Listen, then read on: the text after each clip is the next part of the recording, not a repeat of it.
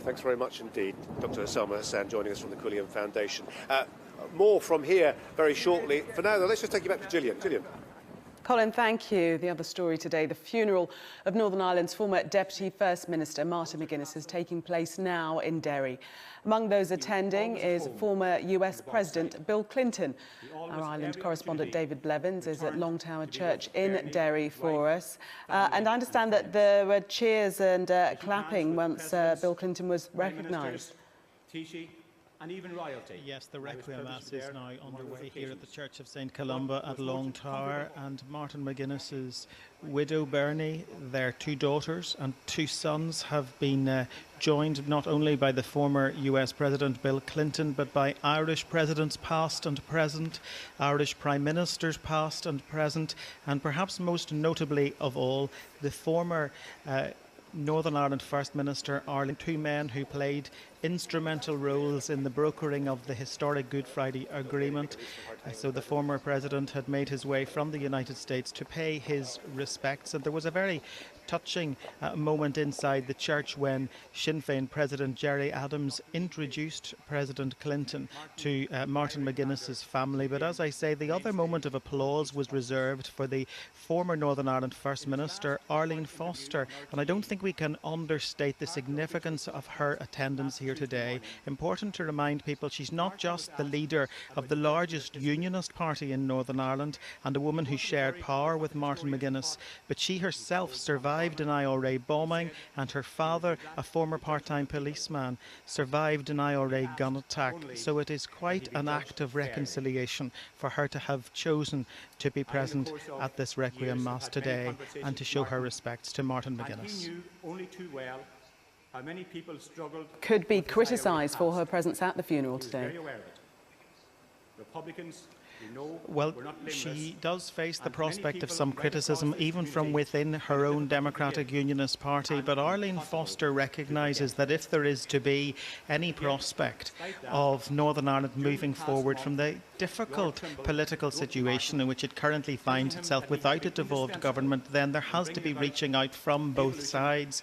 And we are just now a couple of days away from the deadline for the restoration of power sharing. If they cannot reach agreement by 4 o'clock on Monday, then there will be a problem.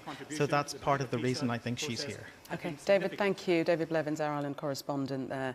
We shall return you to Colin Brazier, who's still at Westminster for us now. But within the confines of the Palace of Westminster, should all officers be armed? How do you reach indeed? Appreciate it. Thanks a lot.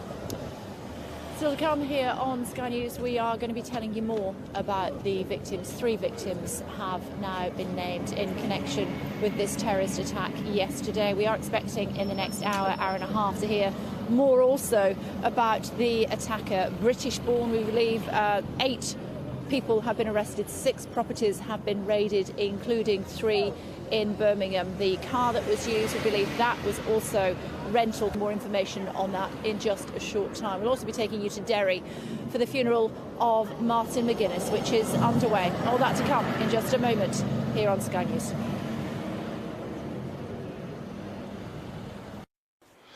More from McKay at Westminster in a moment, but first we'll tell you about the funeral of Northern Ireland's former Deputy First Minister Martin McGuinness. It's taking place right now in Derry, and among those attending is former US President Bill Clinton. Our Ireland correspondent David Blevins is at Longtower Church for us there. David, we understand that there were some rounds of applause as Bill Clinton was introduced to Martin McGuinness's family. Yes. The funeral Requiem Mass is well underway here at St Columba's Church in Derry, and it really has had something of an ecumenical tone to it, not just the Roman Catholic Bishop of Derry taking part, but also some very poignant words from the Reverend David Latimer, a Presbyterian minister who remarkably was a very close friend of Martin McGuinness, and he urged the political leaders of Northern Ireland to follow the example of Martin McGuinness in pursuing peace at any cost. He said it was important that they continued on that journey, and those of course would be sentiments which would be supported by President Clinton.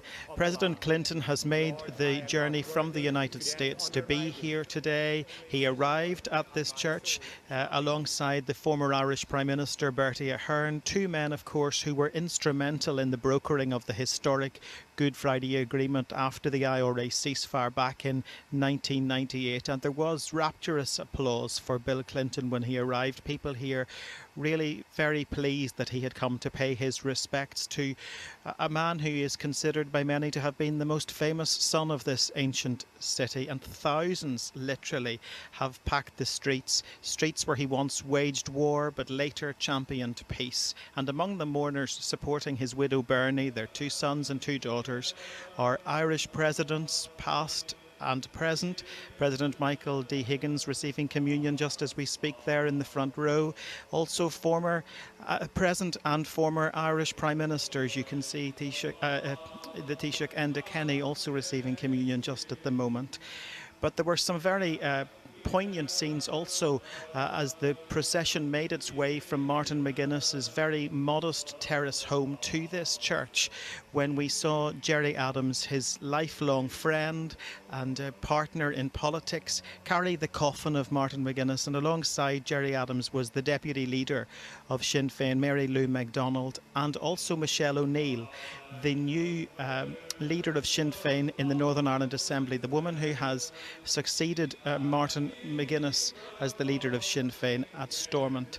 So for Gerry Adams, a man who has carried many coffins in the past, this will have been a difficult journey as he travelled effectively with Martin McGuinness on his final journey through the bogside, through the trouble-scarred street.